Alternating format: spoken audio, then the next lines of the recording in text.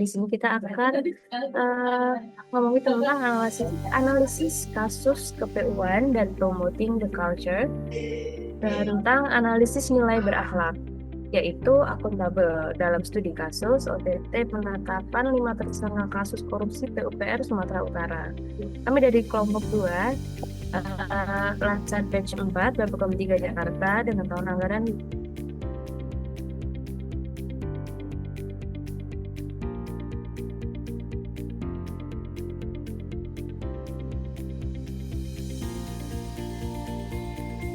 Oke, ini anggota dari kelompok 2, ada saya, Febi Arum, kemudian ada Siska Samuel, ada Harfil Azan, ada Hervin Diresta, dan ada Hilda Restu. Menteri Pekerjaan Umum akan melakukan evaluasi seluruh jajarannya setelah KPK menetapkan 5 tersangka dugaan korupsi proyek pembangunan jalan di Sumatera Utara. Penegasan ini disampaikan oleh Menteri Pekerjaan Umum Dodi Hanggono di kantor Kementerian Pekerjaan Umum di Jalan Patimura, Kebayoran Baru, Jakarta Selatan pada Sabtu malam. Dodi menyatakan siap memerangi korupsi di Kementerian Pekerjaan Umum sesuai dengan arahan Presiden Republik Indonesia Prabowo Subianto. Dalam kasus ini, Dodi tetap berpegang pada asas praduga bersalah kepada para tersangka dan menyerahkan proses hukum kepada Komisi Pemberantasan Korupsi atau KPK. Dalam 2 minggu ke depan, Menteri Pekerjaan Umum akan melakukan evaluasi seluruh jajaran di Kementerian Pekerjaan Umum.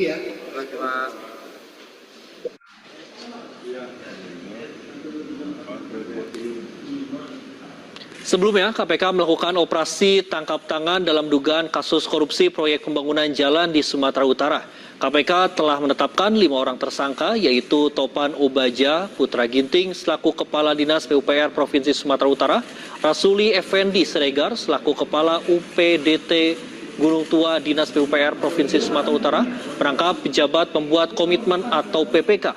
Kemudian Helianto selaku PPK Satkar PJN Wilayah 1 Provinsi Sumatera Utara, M. Akhirun Effendi Siregar selaku Direktur Utama PT DNG, dan M. Raihan Dulasmi Pialang selaku Direktur PT RN.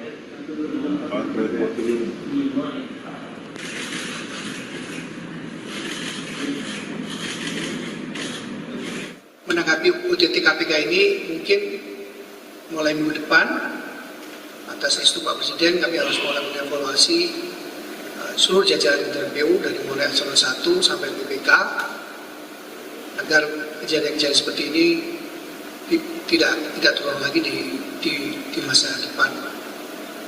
Saya sudah menginfokan beberapa kali, tolong selalu hadirkan Tuhan di hati semua penyelenggara.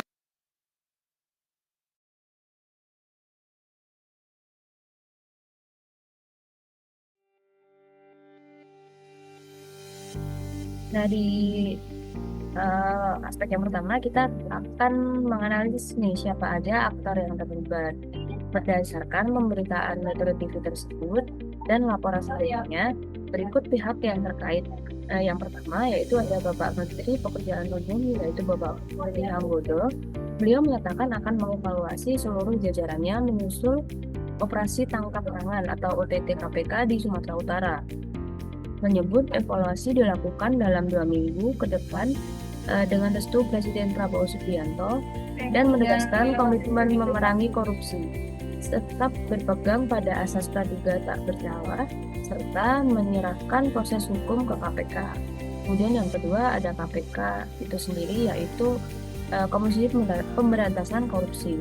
KPK melakukan OTT dan menetapkan 5 orang sebagai tersangka terkait dugaan korupsi proyek pembangunan jalan di Sumatera Utara. Kemudian tentu saja para tersangka yaitu ke-5 orang tersebut. Seperti yang sudah disebutkan, ada yang pertama ada Kepala Dinas PUPR Provinsi Sumatera Utara yaitu Topan Obaja Putra Ginting. Yang kedua Kepala PT DGN Tua Dinas PUPR Provinsi Sumatera Utara. Yang ketiga ada BPK Satker PJN Wilayah 1 Provinsi Sumatera Utara. Yang keempat ada Direktur Utama PT DNG. Dan yang terakhir ada Direktur PT RN. Oke, selanjutnya. Nah, kira-kira apa aja sih pelanggaran nilai berakhlak dengan indikator akuntabel? Yang pertama, manipulasi proses tender proyek jalan. Pejabat PUPR berkolusi dengan kontraktor untuk mengatur siapa pemenang lelang. Kemudian mekanisme tersebut akan dilewati atau diloncati sehingga hasilnya tidak transparan. Kemudian pelanggaran yang kedua adalah menerima suap atau gratifikasi. ASN menerima uang dari pihak swasta sebagai imbalan agar proyek bisa dimenangkan. Nah, ini jelas melanggar akuntabilitas karena dana publik dipakai untuk kepentingan pribadi. Pelanggaran yang ketiga adalah tidak adanya rasa pertanggungjawaban terhadap publik. Dana yang seharusnya masuk ke pembangunan infrastruktur justru bocor lewat korupsi. Kemudian laporan keuangan yang disusun otomatis jadi tidak sesuai dengan realitanya. Dan pelanggaran yang terakhir adalah mengabaikan prinsip keadilan dan efisiensi. Proyek bisa saja dikerjakan kontraktor yang tidak kompeten, tapi dipilih karena adanya sogokan. Dan hasilnya kualitas infrastruktur akan rendah, rawan rusak, dan tentu saja yang paling dirugikan adalah masyarakat itu sendiri. Kemudian bisa dilanjutkan oleh Mas Franciscus Samuel. Oke, baik. Selanjutnya saya akan menjelaskan mengenai dampak tidak diterapkannya nilai akuntabel pada kasus tersebut. Yang pertama itu terjadinya kerugian keuangan negara. Karena tidak adanya akuntabel, maka terjadi kerugian. Di kasus ini proyek pembangunan jalan nilai ratusan miliar rupiah menjadi ladang korupsi karena proses ladang dan e-katalognya direkayasa. Lalu uang negara yang seharusnya digunakan untuk membangun infrastruktur demi kepentingan rakyat justru dialihkan untuk kepentingan pribadi dan juga kelompok tertentu. Hal ini akhirnya menimbulkan inefisiensi dan juga kebocoran anggaran. Lalu yang kedua, menurunnya kualitas pembangunan. Karena proses tender tidak transparan, kontraktor yang dipilih bukan berdasarkan kualitas dan juga kapasitas yang terbaik, melainkan karena adanya praktik suap. Dampaknya, jalan yang dibangun rawan berkualitas buruk, cepat rusak, dan tidak sesuai spesifikasi teknis. Pada akhirnya, masyarakat menjadi korban karena tidak mendapatkan manfaat optimal dari proyek infrastruktur tersebut. Yang ketiga, adanya penyalahgunaan jabatan dan juga wewenang. Akuntabilitas menuntut setiap pejabat bisa mempertanggungjawabkan keputusannya. Dalam kasus ini, pejabat justru menyalahgunakan kewenangannya dengan menunjuk rekanan tertentu tanpa mekanisme lelang yang resmi. Hal ini menimbulkan budaya birokrasi yang transaksional, bukan profesional. Lalu yang keempat, terciptanya citra buruk pemerintah daerah dan juga kementerian. Terlibatnya Kadis PU yang merupakan orang kepercayaan Gubernur Sumut, Bobi Nasution, membawa dampak reputasi serius. Kasus ini menjadi tamparan bagi Kementerian PU, bahkan menterinya sendiri mengaku terpukul karena jajarannya tidak memegang teguh integritas. Citra pemerintah pusat maupun daerah ikut mencoreng. Lalu yang kelima, terjadi efek domino pada ASN lain. Jadi jika perilaku tidak akuntabel ini dibiarkan, maka ASN lain akan menilai bahwa korupsi adalah hal yang biasa atau sudah sistemik. Ini dapat memperlemah semangat ASN yang jujur dan juga berintegritas, serta memperkuat budaya permisif terhadap korupsi. Dan pada akhirnya, kepercayaan publik pun akhirnya rusak. ASN seharusnya bekerja dengan prinsip akuntabilitas, terbuka, transparan, dan juga bertanggung jawab. Ketika justru terjadi praktik suap berjamaah, masyarakat kehilangan kepercayaan terhadap pemerintah daerah maupun pusat. Kondisi ini pun memperdalam krisis legitimasi birokrasi di mata rakyat.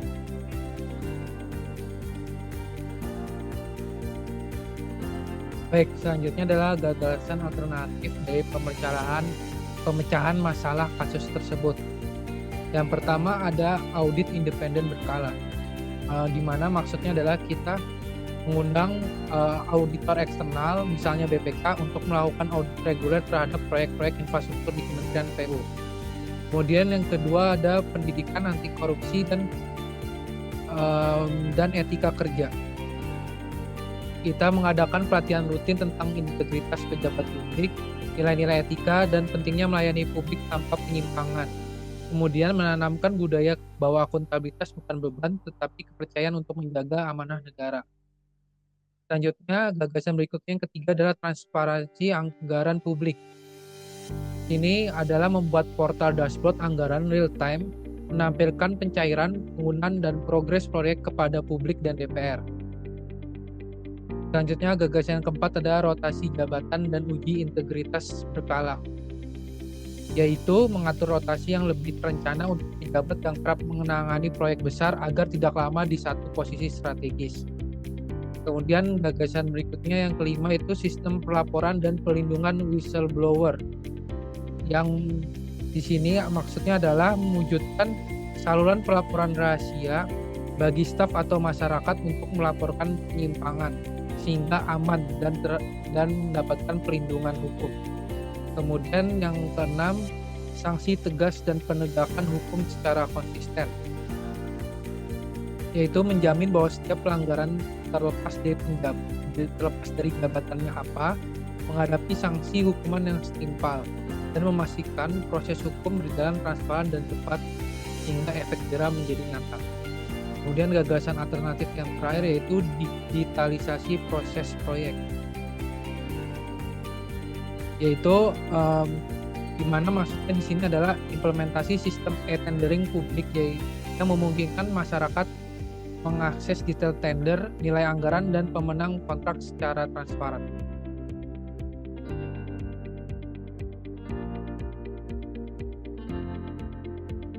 Kemudian, di setiap alternatif gagasan pemecahan masalah pasti terdapat konsekuensi. Berikut konsekuensi positif dan juga negatif dari setiap alternatif gagasan yang sudah disebutkan sebelumnya. Yang pertama yaitu audit independen berkala. Konsekuensi positifnya adalah akuntabilitas lebih terjaga, namun dapat mengakibatkan biaya audit tambahan yang cukup besar. Yang kedua ada pendidikan anti korupsi dan etika kerja, di mana ini dapat menumbuhkan kesadaran integritas sejak dini, tetapi bisa dianggap sebagai formalitas jika tidak didukung teladan dari pimpinan. Kemudian alternatif yang ketiga yaitu transparansi anggaran publik. Konsekuensi positifnya adalah menumbuhkan budaya keterbukaan pemerintah, sedangkan negatifnya yaitu resiko salah tafsir data publik oleh masyarakat.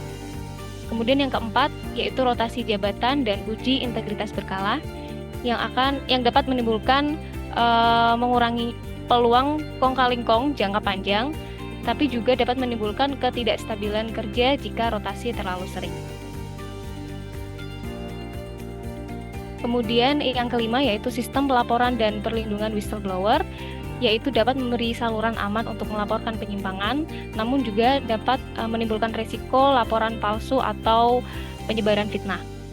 Yang keenam, sanksi tegas dan penegakan hukum yang konsisten dapat menunjukkan keadilan tanpa pandang bulu, namun juga dapat menyebabkan risiko kriminalisasi jika proses hukum tidak adil. Yang terakhir yaitu digitalisasi proses proyek, yang dapat mengurangi peluang manipulasi data, namun terdapat konsekuensi negatif yaitu membutuhkan literasi digital yang tinggi bagi aparat dan juga masyarakat.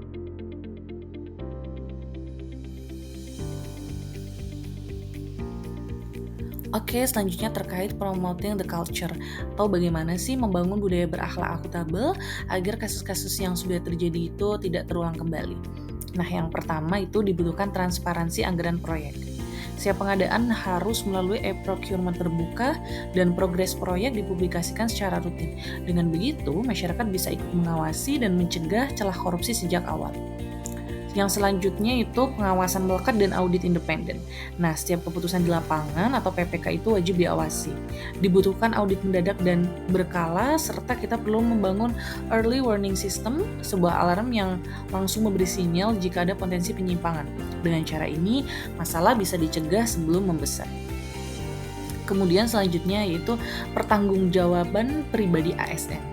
Ini terkait akuntabilitas pribadi. Setiap ASN harus berani berpegang pada prinsip jika saya tanda tangan, berarti saya siap diaudit. Semua laporan harus jelas, terbuka, dan setiap kesalahan itu harus diakui, bukannya ditutup-tutupi. Nah, selanjutnya yaitu mendorong sistem whistleblowing dan perlindungan. Nah, kita perlu menyediakan kanal yang aman agar setiap ASN maupun masyarakat bisa melaporkan penyimpangan tanpa takut mendapat tekanan. Lebih dari itu, mereka yang berani melapor harus diberikan apresiasi. Budaya ini akan memperkuat pengawasan sosial sekaligus menunjukkan bahwa integritas adalah nilai yang harus dijunjung tinggi. Selanjutnya itu integritas sebagai identitas ASN Kementerian PU. Nah, prestasi itu tidak hanya diukur dari berapa banyak proyek yang selesai, tetapi sejauh mana proyek tersebut bebas dari praktik curang dan benar-benar bermanfaat untuk masyarakat. Oleh karena itu, mari kita tanamkan mindset bahwa akuntabel sama dengan cinta Indonesia. Inilah yang membedakan ASN profesional dengan birokrat yang hanya mengejar formalitas. Jadi, integritas harus menjadi identitas setiap ASN di Kementerian PU. Selanjutnya yaitu memberikan sanksi yang tegas dan berikan apresiasi secara konsisten. Budaya akuntabel hanya bisa terjaga jika ada keseimbangan antara sanksi dan apresiasi. Berikan hukuman yang tegas bagi pelanggar tanpa pandang bulu. Namun di sisi lain, jangan lupa memberikan penghargaan kepada setiap ASN yang bekerja dengan penuh integritas. Konsistensi inilah yang akan menumbuhkan rasa adil sekaligus memotivasi semua pihak untuk selalu menjaga kejujuran. Nah, selanjutnya itu sebagai ASN PU kita harus yang pertama yaitu netral dalam politik. Nilai berakhlak khususnya akuntabel dan loyal menuntut setiap ASN menjaga integritas serta fokus melayani kepentingan bangsa dan masyarakat, bukannya mementingkan kepentingan golongan atau individu. Nah, yang kedua, adaptif dalam teknologi. Sesuai nilai berakhlak khususnya adaptif dan akuntabel, hal ini memperkuat transparansi anggaran dengan sistem yang terbuka, mudah diawasi, serta meningkatkan kepercayaan publik. Yang ketiga, berintegritas penuh. Nilai berakhlak khususnya loyal dan akuntabel menuntut keterpaduan kerja yang jujur dan transparan dalam pengelolaan anggaran, sehingga setiap keputusan mencerminkan kepentingan publik dan kepercayaan masyarakat. Nah, yang terakhir adalah berakhlak secara nyata. Penerapan nilai berakhlak secara nyata itu sangat penting karena menjadi landasan akuntabilitas dan transparansi anggaran. Sehingga setiap rupiah dikelola jujur, terbuka, dan benar-benar untuk kemaslahatan masyarakat. Mungkin itu saja pemaparan dari kelompok 2. Sekian dan terima kasih.